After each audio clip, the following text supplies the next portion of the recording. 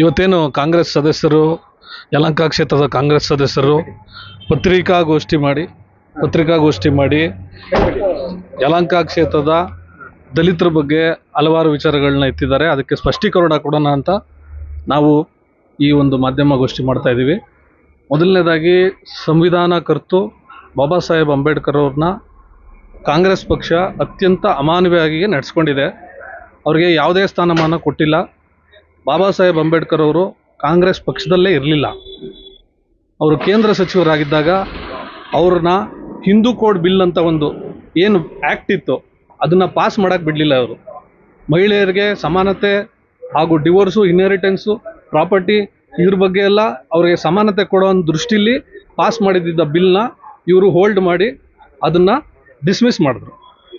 ಹಾಗೆ ಬಾಬಾ ಸಾಹೇಬ್ ಅಂಬೇಡ್ಕರ್ ಅವ್ರನ್ನ ಅವರು ಅಂತ್ಯಕ್ರಿಯೆಯ ಸಮಯದಲ್ಲಿ 1 ಎಕರೆ ಜಮೀನು ಸಹ ಕೊಡಲಿಲ್ಲ.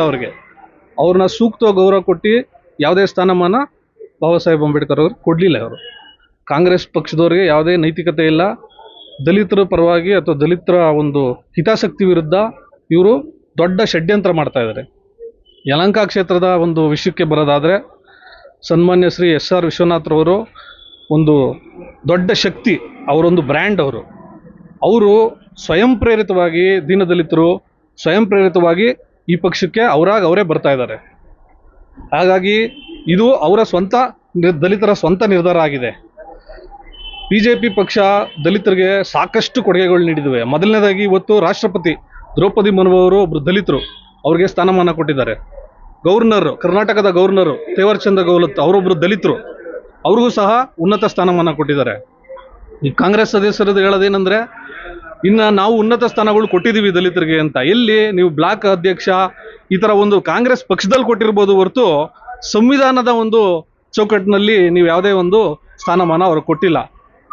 ಹಾಗೆ ಯಲಹಂಕ ಶಾಸಕರಾದ ಸನ್ಮಾನ್ಯ ಶ್ರೀ ವಿಶ್ವನಾಥ್ರವರ ಒಂದು ಅಲೆ ಏನಿದೆ, ಆ ಒಂದು ನದಿ ಸಮುದ್ರದ ರೀತಿ ಜನ ಬರ್ತಾ ಇದ್ದಾರೆ, ಯಾವುದೇ ಒತ್ತಡ ಇಲ್ಲ.